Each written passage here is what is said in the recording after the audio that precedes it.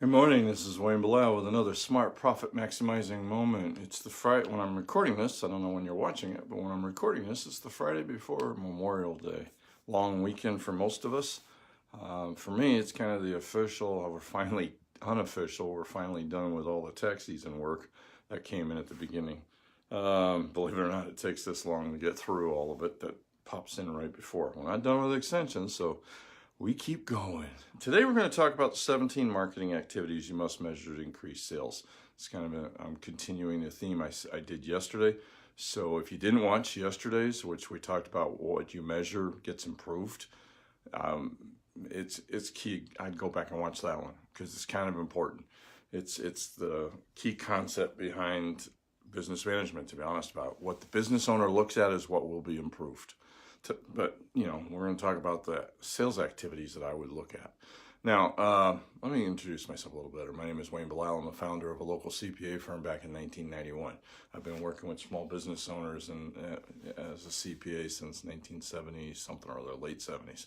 So I've been doing this a long, long time. I've watched small business owners succeed and fail. And I've learned a lot, and I've helped them learn a lot. And I've turned around and teaching that to people. And that's really what these videos are about. It's part of our third thing. Our first thing is to help people do tax returns. Second thing is to help business owners save on their taxes. We've cut their taxes by over $4.3 million in the last 3 years alone, with legal ways, obviously. And that's money that they can use any way they want, but they're not sending it to the IRS. And the third thing is what these videos are about and what our challenge is going to be about in June 10th. Pay attention. I'm going to start putting out emails and Facebook posts, and I'm going to put a little YouTube video together talking about it. So pay attention to it. It's something you really ought to take advantage of. I'm going to be doing a lot of teaching, a lot of working with the people, the business owners who participate to help them make their annual profit plan. Let's talk about the 17 things that you need to measure, all right? Entrepreneurs hate to measure, really. Most entrepreneurs they're not accountants. Heck, I'm an accountant. I don't even like to measure stuff. My wife is an accountant. She does all the bookkeepings and things. Why? Because our job, we understand,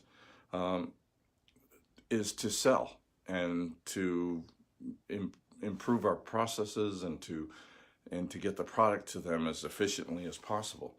And truthfully, as you start, you're kind of programmed to trust your gut and make decisions on the fly. That's the advantage of an entrepreneur. It serves us well when we first start out and are simply fighting to survive. I mean, to be honest about it, you're too busy just trying to get the next payday done, okay? But the quickest and most profitable way to build a business is to increase sales. Profitable sales, okay? Be careful with that. I'm not saying grab every sale out there. I did one video in the last 2 weeks that says the customer is always right, just not always right for you. You might want to check that one out. The best way to increase sales is to take what you do well and to improve it. Then take what you don't do well and improve that too, or eliminate it. I've done both. I've kind of eliminated a large chunk of what we do. Here's some metrics that I like to look at for my clients and myself. There's 17 listed here. Not all are going to apply to you, but a lot of them will. Well, number one, the first thing, the lifetime value of the average customer. Man, you need to know that. What is your customer worth? If you sell, take razor blades. I think it was Kraft. I don't remember. The owner of the New England Patriots. If it wasn't him, it was one of his competitors, who basically would give the razor away because they knew you would buy the replacement blades. Cell phones got off, not now, but they got off that way. They gave, Verizon and Sprint and all those guys gave away the phone basically, just so that they could get the monthly from you. Second thing you need to measure is who are your top customers. 80% of your sales usually come from the top 20% of your customers. Knowing who they are and treating them exceptionally is a quick way to increase sales. Selling more to them. All right, identify your top customers. They already have 4 things really going for you. They know you, like you, trust you, and they've shown they're willing to buy. They're willing to pay. 3, total community membership. This measures your social media presence by adding email subscribers, blog readers, Twitter followers, LinkedIn followers, Facebook likes, everything else. Yes, quality counts more than quantity, but quality and quantity is key. All right. So see how far you're reaching. This is important now. I moved it up to number 3 because it's more important than it used to be. Number 4, number of prospects, contacts per salespeople per week. If you're by yourself, how many prospects are you seeing? Total number of new prospects. That if you're by yourself, number 4 does that. Number 6, advertising cost it took you to get a new prospect to call.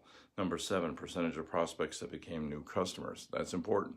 If you don't know how many people came in, how are you going to measure how good you and your staff are at selling? So you need to know how many of your prospects became salespeople, okay? I lost myself. There we go. Number 9, average total sales per customer. Total sales divided by total customers. This kind of gives you an idea of upsells and downsells and what your pricing is doing. So it's very, very important. Number 10, average ticket sales price, average ticket total per salesperson. Again, this is a good measure to see if your salespeople are actually, if you did number 1, which is the average lifetime value of a customer, if you actually work through that exercise, and I don't remember if I taught it or not, but I will be teaching it during the challenge, so make sure you pay attention. That's by itself is a good reason to take the challenge, all right? Once you know how to calculate the lifetime value of a customer, you can increase the lifetime value of the customer with upsells and cross-sells, selling more stuff to your current customers. And that's what the average number of items per ticket salesperson does, all right? Number 12, I lost myself yet. Number 12, percentage of business by referrals. How much of your new prospects are showing up by referrals? There are ways to increase referrals, but you should be getting referrals organically. If you're not, I did a video, again, I've been doing a lot of videos, so they're worth looking at, but I did one in the last couple of weeks, I'm almost positive. That could be the last 3 weeks, but I think it was the last 2 weeks. That basically talked about memorable service plus a quality product gets you huge increases in referrals. So if you're not getting referrals organically, something's wrong. So you need to look at it. Percentage of repeat customers per month, per year, per quarter, whatever you want to measure. Make sure you don't have a leaky bucket. Make sure you don't have a bunch of customers falling out the holes in your bucket while you're pouring new customers in on the top. Percentage of new customers per month. We want both. You're going to have people leave. That's just business. They no longer need your service. They die. They move. Whatever. They're unhappy with you. They don't like you. You're not going to be a fit for everybody. Number of sales per customer. How often does your customer buy from you? How often do they come back? I usually like to say number of sales per year, per quarter, per month, whatever. It depends on what you're selling, okay? Number of lost customers, usually measured by customers who have not returned in the last year. How leaky is your bucket? All right. And this also can tell you when it might be time to do a lost customer campaign. Also did that in a recent video. All right. And finally, number 17, percentage of customers likely to refer. This is done by periodically asking your customers on a scale of 1 to 10, how likely are you to refer us to others? Ask. That's also a good way to get referrals because I bet you don't ask for referrals as often as you should. As you should. All right. Hey, now's the time. There's a lot, and this is a short video, really, 10 minutes probably. I don't know. I don't have a timer on, but there's a lot of information in here. Just measuring this stuff will increase your sales. That's the Hawthorne effect that I talked about yesterday.